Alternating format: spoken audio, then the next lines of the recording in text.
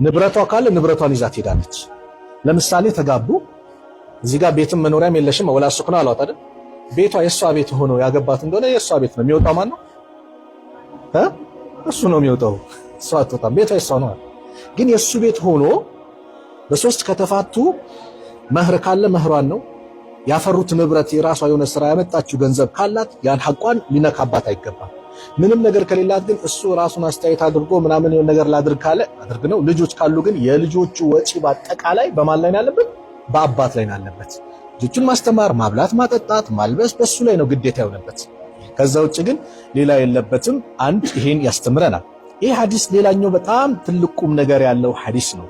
ምንድነው ከተባለ የፍቺን ከባድነት እንመለከታለን። ፍቺ የሚባለው ነገር በጣም ከባድ ነው፣ መጠንቀቅ እንዳለብን።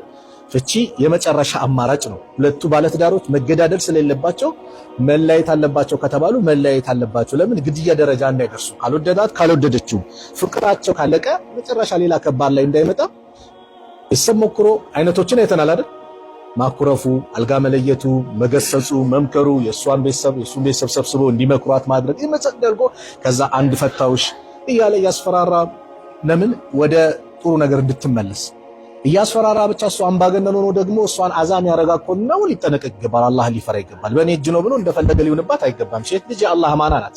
ከቤተሰቦቿ ወስዶ አምጥቷል። ካመጣ በኋላ ሊንከባከብ ይገባል። እቺ ልጅ እናት አባቷ ጋር ብትሆን በጣም ይንከባከቧታል። ለሷ መልካም ነገር አድርጉላታል። ስለዚህ ያን ኃላፊነት ወስዶ አምጥቷልና ሊንከባከብ ግድ ይለዋል እንደ ኢስላም። ግን ከዚህ ያለፈና ከባድ ነገር ውስጥ ከመጣ ፍቺ የተፈቀደ መሆኑን በዚሁ ሐዲስ ያስተምረናል። ከተፈታ በኋላ አንድ ሶስት ከተፈታ አለቀ።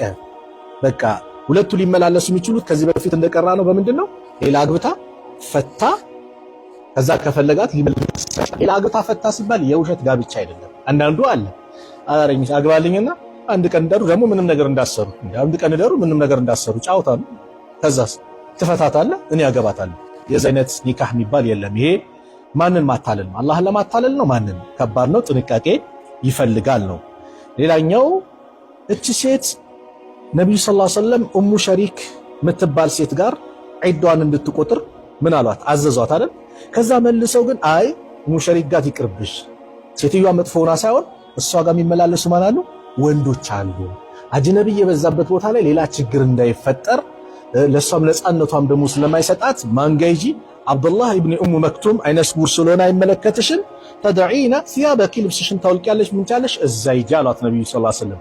ይሄ ምን ያህል ለፈተና መጠበቅ፣ ፈተና ያለበት ቦታ ላይ አንተና ለማለት ፈተና ያለበት ቦታ ላይ የሚዞር ከሆነ እዛ ቦታ ላይ አደጋ ላይ ሊወድቅ ስለሚችል አላህ መልእክተኛው ሰለላሁ ዐለይሂ ወሰለም በዚህ ለምን አማኝ ወንድም ሆነ ሴት ምን ማድረግ አለባቸው? አይናቸውን መስበር አለባቸው። ይሄ የቁርአን ትእዛዝ ነው።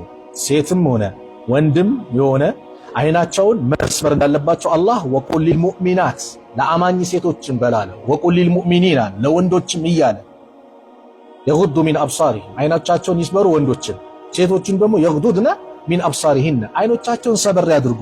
ወንድ ብቻ አይደለም ሴቷም አይኗን ትስበር ነው። ወንድ ብቻ አይደለም ማየት የተባለው ሴትም ማየት የለባትም። አንድ ላንተ ነው፣ አንድ ላንቺ ነው። በግንድ ያየሽ በቃ አንተ ነው፣ በድንገት ነው ያየው። ከዛ በኋላ አንድ ነው የተባልኩት ብለህ ፍጥጥይ አይደለም። አንድ አይተላው ጎንበስ ነው በቃ ማፍጠት አያስፈልግም። እኛስ እንሸኛለና እስቲ ወዴት ነው የምትሄደው? ስቅያሱን እንሸኛታለን ባይናችን ደስ። ይሄ አይንን መስበር የአላህ ትእዛዝ ነው። አይናችሁ ስበሩ። ሴቶችም እንደዛው አይናቸውን መስበር አለባቸው። ፈተና ከሆነ ቦታ ላይ ራሳቸውን ሊጠብቁ ይገባል። የኢስላም አስተምሮ ነው። ሌላ ከሐዲሱ የምንረዳው ከባድ ነገር ምንድነው? እቺ ሴት ከተፈታሽ በኋላ ማለት ከወር አበባ ማን ነው